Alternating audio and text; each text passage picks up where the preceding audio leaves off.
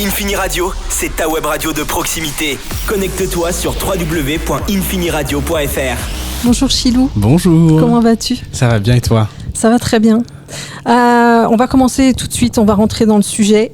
Beaucoup de personnes, des personnes qui viennent te voir aussi sur scène t'ont découvert sur les réseaux, oui. Dans les freestyles. À quel moment, toi, tu as su que la musique, ça va devenir indispensable pour toi ? C'est une super question, merci.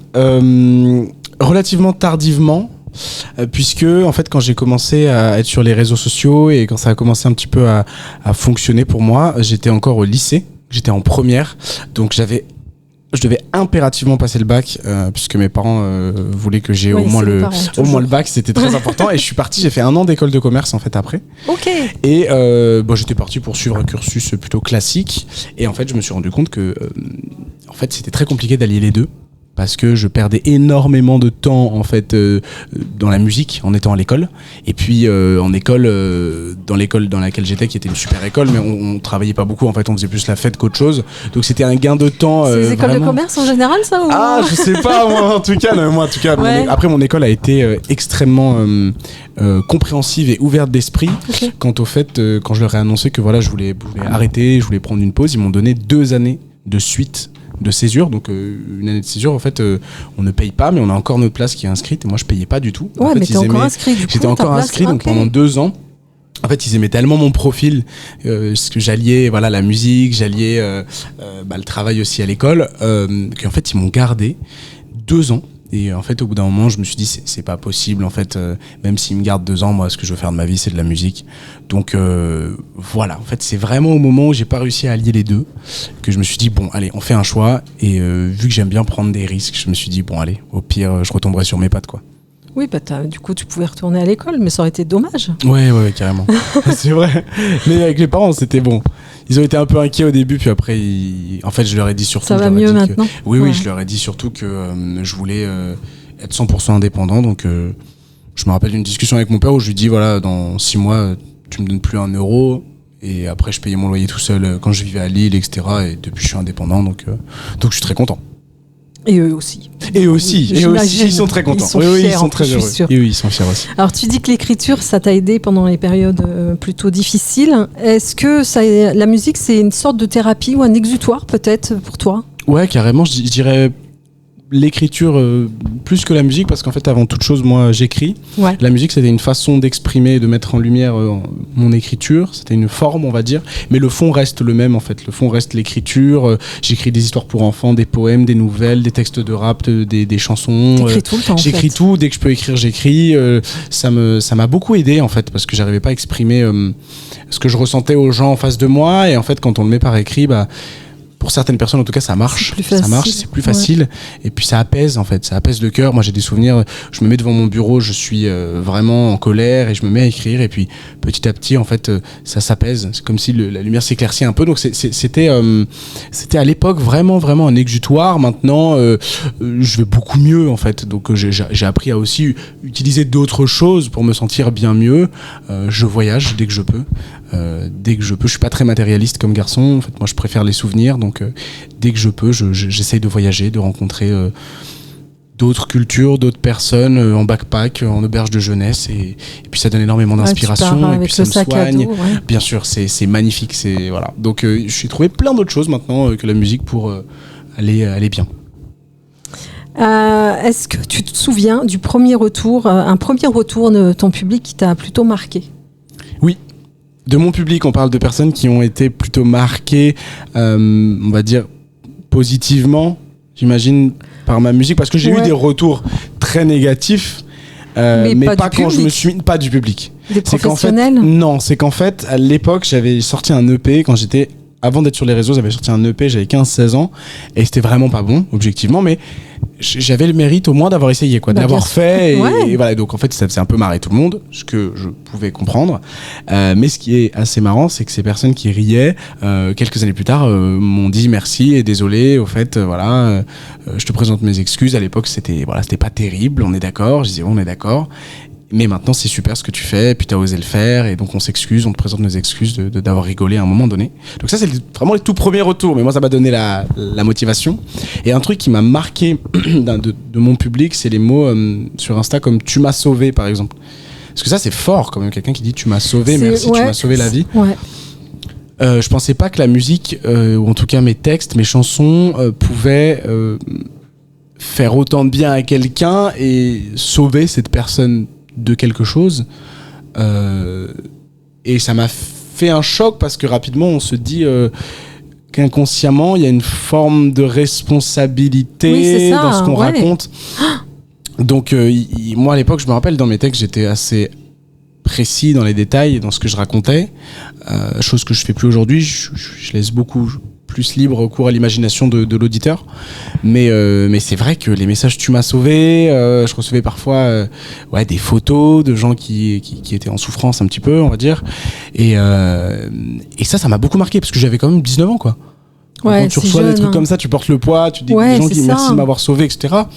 Toi, là-bas, c'est écrit pour toi, tu t'attends pas forcément, voilà. Mais maintenant, je gère mieux, j'en ai 25 aujourd'hui, ça va, c'est beaucoup plus simple pour moi de gérer. J'imagine maintenant. Ça arrive encore. Ouais, ça arrive encore. Et puis, ce qui est très touchant, c'est les gens qui viennent te le dire en face. Oui. Aussi, ça c'est très touchant. À la fin des concerts, ils viennent te voir. À la fin des concerts, j'ai la chance, j'ai un public qui est très... Je suis très proche, je pense être très proche des gens qui m'écoutent. Ouais, t'es très accessible pour ton public. C'est très important. Ouais. On m'a dit beaucoup, mais t'es pas assez star et tout. Moi, j'emmerde vraiment ces phrases là de dire on n'est pas assez star. Comment ça veut dire quoi être star? Ça veut dire être méprisant envers les gens qui nous font vivre. C'est n'importe quoi. Donc j'ai vraiment voulu être le plus proche possible des gens, et donc on a ce rapport, voilà, ils prennent dans les bras, on se remercie, moi je les remercie de venir parce qu'il y en a souvent qui reviennent et voilà, ça c'est assez marquant, toujours la scène de toute façon. Oui. Tu viens du rap, mais t'explores vraiment plein d'autres univers, la pop, la chanson française. D'ailleurs, t'aimes beaucoup la chanson française, t'as quand même beaucoup écouté, je crois, dans ta jeunesse. Comment tu définirais du coup ton univers musical là aujourd'hui? Alors aujourd'hui, pour cet album, j'aime bien fonctionner un peu en projet. Ouais. Parce que je pense que c'est juste... Parce qu'il y a une évolution. Pour moi, je pense qu'un artiste, d'un projet à l'autre, n'est pas obligé forcément de rester dans une case précise. Oui. Il peut faire en fonction aussi de ce qu'il aime, de ses envies. Aujourd'hui, l'album est clairement orienté pop. Ouais. Il n'y a pas de rap du tout, comme dans le premier EP. Il n'y a pas de... C'est moins la foire à la farfouille que le premier album, c'est sûr. Ce deuxième album, il est très pop. Mais je compte pas rester éternellement dans la pop. Je trouve que c'est bien dommage de se restreindre à un seul style, en tout cas pour un album. Ouais. Donc je sais pas ce que je vais faire pour la suite, mais en tout cas j'ai envie de tenter peut-être d'autres choses, etc. Mais t'aimes plein d'autres styles, j'imagine. J'aime plein d'autres styles. En ce moment, j'aime beaucoup l'indie un peu dérivé du rock, indie pop. C'est un style assez chouette qui mélange le pop, la pop et le rock. J'aime beaucoup. Il y a des rythmiques électroniques qui me plaisent aussi. Je sais pas encore vers quoi je vais me diriger. Plus rock, peut-être. Alors, je pense pas avoir complètement les codes pour le moment de ce genre musical. Le moment, mais pourquoi pas s'inspirer, en tout cas prendre certaines rythmiques, certaines guitares. De toute façon, ce qui est beau avec la musique aujourd'hui, je trouve, c'est que tout est un éternel sample. En fait, on va prendre des styles musicaux, on va mélanger, le rap et le rock, le rap et l'électro aujourd'hui, le rap et les influences latino-américaines, et on va arriver à des mélanges qui seront juste super. Donc aujourd'hui, on peut se permettre un peu plus d'emprunter, de sampler, de reprendre, et c'est ça qui fait, je trouve, la grosse magie de la musique. Donc peut-être un jour. Dans tes textes, il y a, on en a parlé, beaucoup d'émotions, de vulnérabilité, en tout cas un peu plus peut-être dans les anciens. Est-ce que c'est naturel chez toi, ou est-ce que vraiment tu te fais violence pour livrer tout ça? Est-ce qu'il y a eu beaucoup de courage? Est-ce que tu as eu besoin de beaucoup de courage en fait pour livrer, ou est-ce que quand tu écris c'est fluide, hein, c'est tout de suite? En fait, tu sais, il y a quelque chose, quand on écrit une chanson,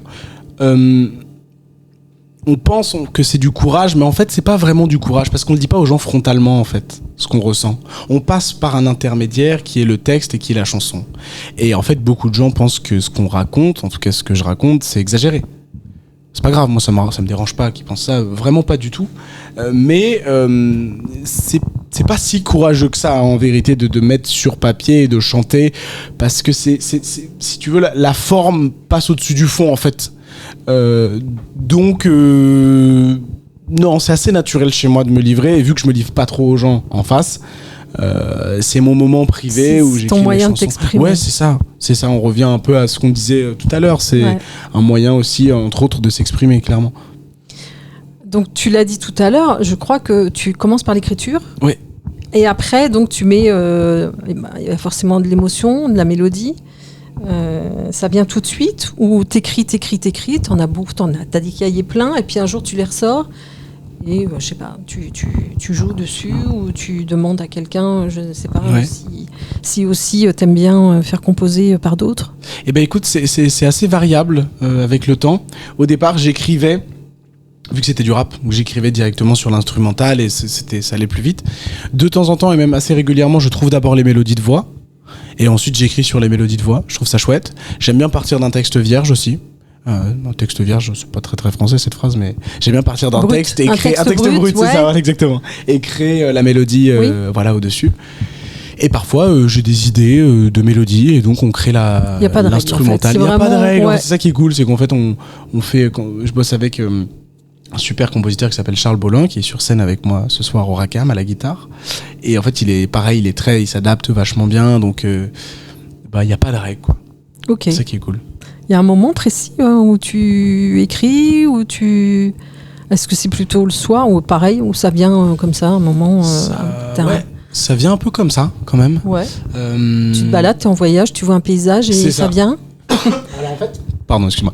En fait, ça dépend pas mal. Quand je suis en voyage, j'essaie de pas écrire pour vivre le moment présent et emmagasiner. Et après, je trouve que la phase où on écrit une fois qu'on est rentré à la maison, elle est super belle, parce qu'en fait, c'est comme des photos souvenirs, c'est comme un carnet de vacances. On se remémore un peu tout ce qu'on a vécu pendant le voyage. Donc ça, c'est assez chouette. Et de manière générale, ça vient n'importe quand. Ça peut venir à 3h, 4h du matin.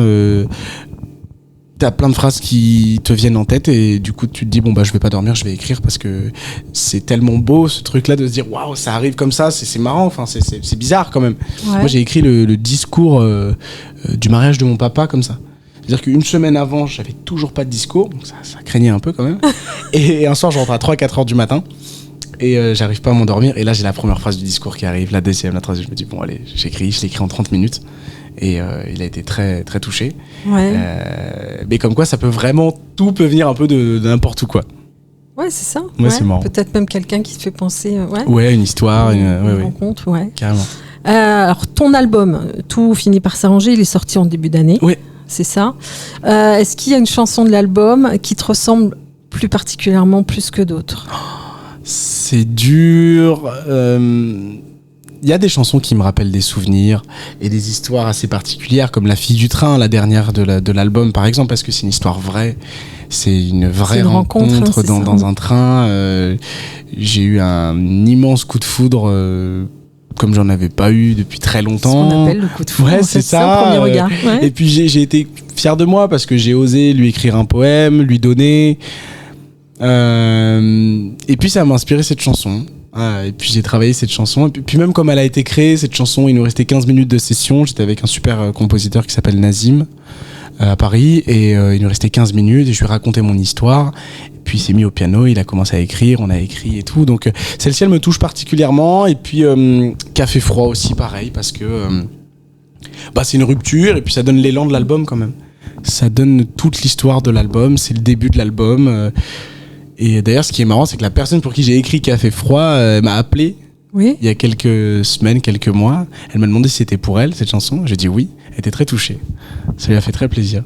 Bon, après, c'est pas une chanson très joyeuse. Non. Mais elle était touchée quand même par l'histoire. Mais parce que il n'y a pas de rancœur dans cette chanson. En fait, votre histoire t'a marqué. Ouais, c'est ça. C'est ça. Exactement. Donc ça fait toujours plaisir, même s'il y a une rupture, quoi. Oui, c'est sûr. Mais c'était chouette. C'était marrant, cette c'est chouette. Ton titre, Au bord de la mer, a marqué tout le monde. Je crois que tu as même été au NMA. Nommé, au NMA. Carrément, tu as été nommé. Est-ce que tu comprends pourquoi ce morceau-là a touché autant de monde ? Pourquoi ça a fait... Franchement, je pense que c'est une histoire de timing. C'est vraiment une histoire de timing. Ouais. C'est que on sort la reprise de Je m'en vais qui marche super bien. Oui. Il faut un morceau pour switcher, donc pour enchaîner derrière, quoi. Il y a ce morceau que j'adore. Lui, il sort de manière super naturelle. Le refrain sort de façon très naturelle. Je crois que j'écris le morceau en 25 minutes, 30 minutes. On réfléchit pas, on le sort. Il sort en juin-juillet. On fait un clip super nature peinture. On a fait du stop pendant le clip pour aller de Paris à Biarritz. On a fait vraiment du stop pendant tout le trajet. J'avais une caméra, j'avais un caméraman à l'épaule. Ok. Les gens ont été touchés par la simplicité, les rencontres. Il est sorti pendant l'été, donc partir au bord de la mer, c'est le timing. Et puis après le reste, c'est assez dingue. 2023, ça a été une année folle puisqu'effectivement, on s'est retrouvé à Cannes. C'était la première fois de ma vie que j'allais dans un hôtel aussi luxueux de ma vie.